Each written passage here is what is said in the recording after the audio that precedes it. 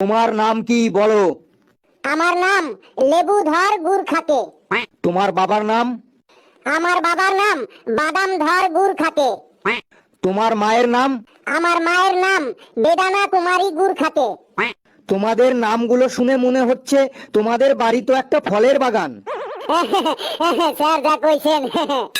বেশি হেসো না। আমি যা যা প্রশ্ন করব তুমি তার ঠিক ঠিক উত্তর দেবে, তাহলেই আমাদের এই স্কুলে ভর্তি হতে পারবে। ঠিক আছে স্যার, আর আসবো না, আপনি প্রশ্ন করেন। তুমি কোন ক্লাসে ভর্তি হবে? ক্লাস 7-এ স্যার। বলো তো, একটা ঝুড়িতে 10টি আপেল আছে, তার মধ্যে 2টি আপেল পচে গেলে আর কয়টা আপেল থাকবে ওই ঝুড়িতে? স্যার 10টা আপেলই থাকবে।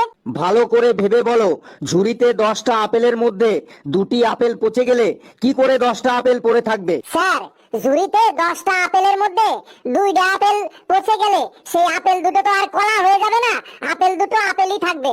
তাই ঝুড়িতে 10টা আপেলের মধ্যে 2টা আপেল পচে গেলে ওই 10টা আপেলই থাকবে। বাহ, খুব সুন্দর, ইন্টেলিজেন্ট ছেলে তো। একটা হাতি আর একটা মশার মধ্যে পার্থক্য বলো তো?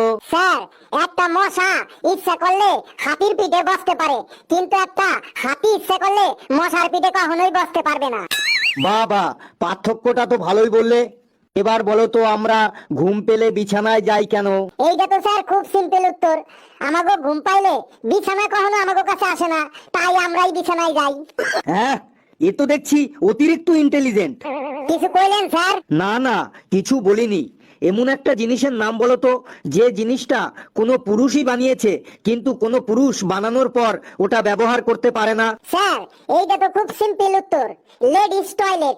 পুরুষরাই বানায়, বানানোর পর আর পুরুষরা সেটা আর ব্যবহার করতে পারে না। হ্যাঁ, তোমার হবি কি, মানে তুমি কি ভালোবাসো? স্যার আমি বই পড়তে সব থেকে বেশি ভালোবাসি।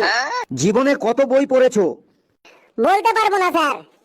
কেন বলতে পারবে না? কারণ এখনো তো আমি মরি নেই, তাই জীবনে কত বই পড়ছি আমি বলতে পারবো না। বাপরে, এ তো দেখছি বিচ্ছু ছেলে। বলো তো, যেখানে সেখানে পায়খানা করা উচিত কি উচিত না?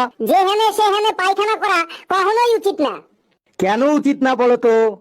কারণ পায়খানা করার পর ছোটার জল সব জায়গায় পাওয়া যায় না, তাই যেখানে সেখানে পায়খানা করা উচিত না, এতে প্যান্টে গু লাগিয়ে যাইতে পারে। বাবা রে, এ যা উত্তর বলছে, এবার তো মনে হয় আমি পাগল হয়ে যাব।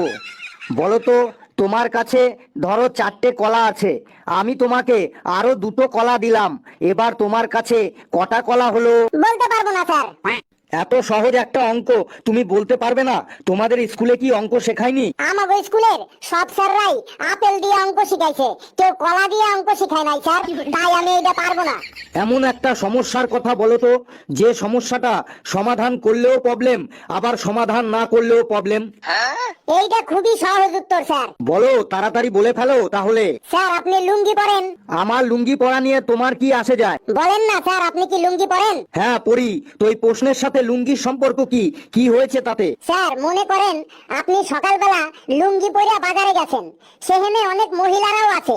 ওই সময় বিড়ি ধরাতে গিয়া আপনার লুঙ্গিতে আগুন লাগিয়ে গেল, তখন যদি আপনি বাজার শুদ্ধ মানুষের সামনে লুঙ্গিটা খুললে ফেলেন তাহলেও প্রবলেম, আর যদি লুঙ্গিটা না খুললে ফেলেন তাহলেও প্রবলেম। ওরে বাবা, কি বিচ্ছু কি বিচ্ছু! আমি তো এবার পাগল হব না, মনে হয় পাগল হয়েই গেছি। স্যার প্রশ্ন করেন, আর কি কি প্রশ্ন করার আছে কইরা ফেলেন।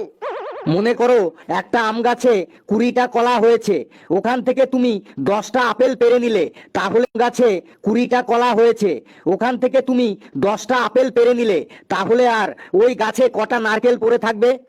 প্রশ্ন হইনা বুঝতে পারছি স্যার, আপনি পুরাই পাগল হয়ে গেছেন। এইটা আবার কেমন প্রশ্ন? এটা খুবই ইন্টেলিজেন্ট প্রশ্ন, না বকে তাড়াতাড়ি উত্তর দে। স্যার ওই গাছে আর 10টা তরমুজ থাকবে। তুই মজা করছিস আমার সাথে? আম গাছে তরমুজ কিভাবে আসবে? কে আসবে না?